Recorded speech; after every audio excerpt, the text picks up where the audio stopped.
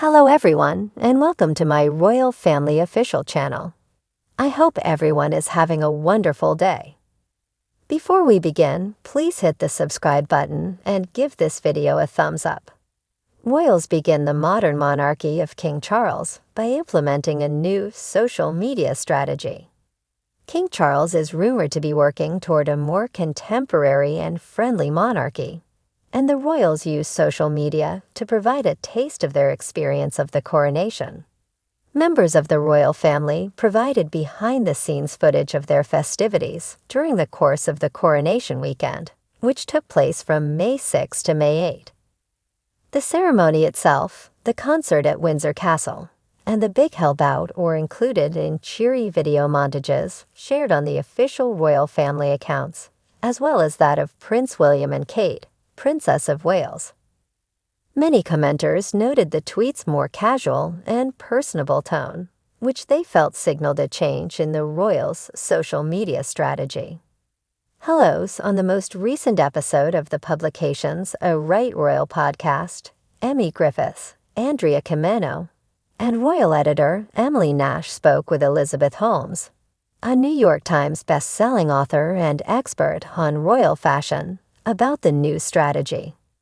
We're seeing a lot of behind-the-scenes footage from this, the coronation, according to Ms. Nash. There is an entire plan. I'm liking it, Ms. Camino continued. I adore it, both the reels and the images.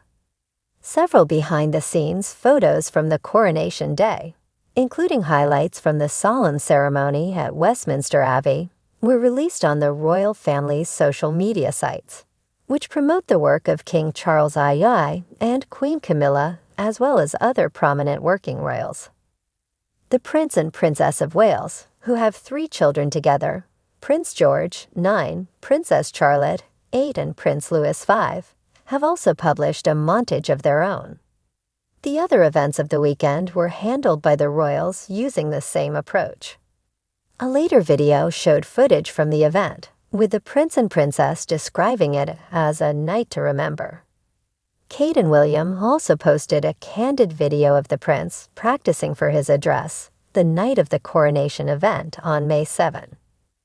In a happy montage, the official royal family accounts praised Windsor for an incredible evening. Ms. Holmes noted that the Windsors were active on social media, saying, I went home from the coronation concert, and I pulled it Twitter up, and there the Willises were. It's simply stunning. Again, it's really a ploy to bring you in for American supporters, many of whom are present, but many more are watching from a distance. It seems really private and intimate. She said, it's quite brilliant. Even Charles and Camilla, who were photographed behind the scenes by Chris Jackson. Here, the commentator alludes to the famous photos taken from Buckingham Palace's balcony of Charles and Camilla as they made their public debut as king and queen, waved to the throngs of people waiting to see them, and watched in RAF fly past. Chris Jackson, a best-selling book and award-winning royal photographer, was tasked with capturing the occasion from a particularly distinctive vantage point behind the crown.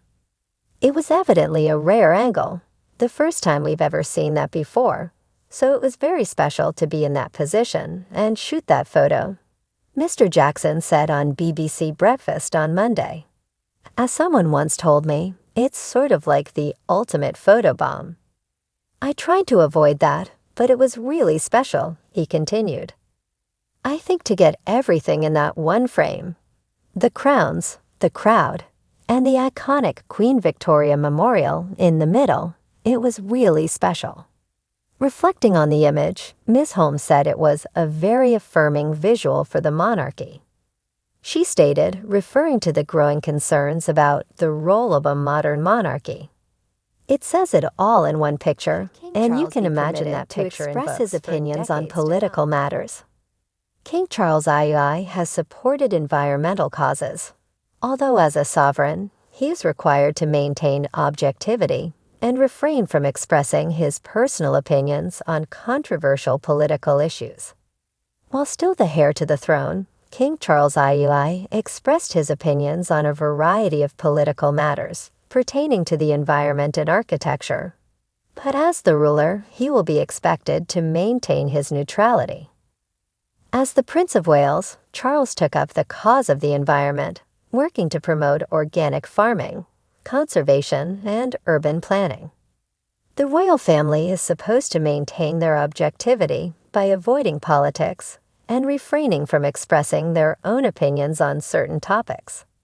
Nearly half, or 46%, of respondents to a recent BMG study conducted for the iDaily believed that the king should maintain his political neutrality and refrain from expressing his personal opinions. In contrast to his predecessor's nonpartisan attitude, about 38% of respondents believe Charles should be permitted to express his beliefs in his capacity as monarch. Charles makes no bones about being more political than his mother, Queen Elizabeth II. Historian Professor Jenny Hawking, who is also a member of the National Committee of the Australian Republic Movement, claimed to the Daily Express in 2021. Many people have been alarmed by Charles' involvement in politics, which has been far more blatant than the Queen's. However, Charles declared that he would stay out of politics when he became king in a BBC program made to commemorate his 70th birthday in 2018. Obviously, I won't be able to do the same things I've done, as an heir, so of course you operate within the constitutional parameters, he said. I'm not so stupid. I am aware that exercising sovereignty is a different activity. According to those close to the monarch, he will continue to be active on matters that concern him without publicly commenting about them, according to the Eye.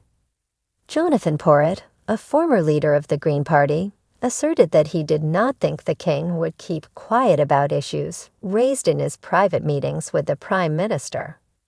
I don't think he would in any way tone down some of his concerns about the course that things are now being taken when he's in those private meetings with legislators, the man added. How could he? His role is to assist legislators in comprehending both the nation's long-term objectives and the extremely pressing requirements of today's youth. Considering how outspoken he has been in the past, I find it difficult to picture him remaining silent as the Prime Minister praises their method and strategy to combating climate change about having to follow in his mother's footsteps. Although he is a much less ardent fan of horse racing than his mother was, the new king will likely attend Royal Ascot this year. Despite his lack of passion for the sport his mother, Queen Elizabeth, loved so much, King Charles will attend Royal Ascot every day. With Queen Camilla by his side, as she is the other registered owner of the Queen's cherished racing horses, it is believed that his presence will increase attendance overall. Although Ephraim Hardcastle said in the Daily Mail that he will not be looking forward to it, the king owns Ascot, and the royal family is customarily well represented at the occasion. Upon taking the throne, the king started the process of shrinking the Sandringham royal stud. He also made Camilla a co-owner of the horses, a first for a queen consort. All of the queen's horses were given to Charles after her passing in September, and before he became king, Charles and Camilla jointly owned a number of other horses. Along with former Arsenal Football Club chairman Sir Chips Keswick, Camilla also shares ownership of a number of horses. Charles made more than £1 million last year from the sale of 14 racehorses owned by the Queen. A 3-year-old colt named Tack sold for £4,000, while Just Fine, the horse that Charles rode to victory in the first Royal Silks shortly after becoming king, brought in £300,000 at auction. At the time, Jimmy George, a representative for the royal stables, said, "It's nothing unusual." They would sell horses each year. The Queen had her own broodmares that she would breed and sell. You can't keep all of them. Her Majesty grew up loving horses and horse racing, and she spent 60 years competing in and breeding horses. The king has sold some of the animals, But Mr. George says there will still be a royal tie to horse racing. Owners sell stock every year, he continued. His Majesty is merely acting as owners would. Given the Queen Consort's passion for the sport, Camilla is now regarded as the most important royal in carrying on the Queen's racing heritage. Last June, while the Queen was at home, Charles and Camilla led the royal procession at Ascot. Princess Anne, Zara, and Mike Tyndall, Prince Edward and Sophie, the Duchess of Edinburgh, and Princess Beatrice and her husband, Edoardo Mapelli Mazzi, all joined them. Just a few months before she passed away, it is believed that the Queen's health problems prevented her from attending the occasion. Thanks for watching. If you like this video, so please don't forget to subscribe my channel and don't miss any updates.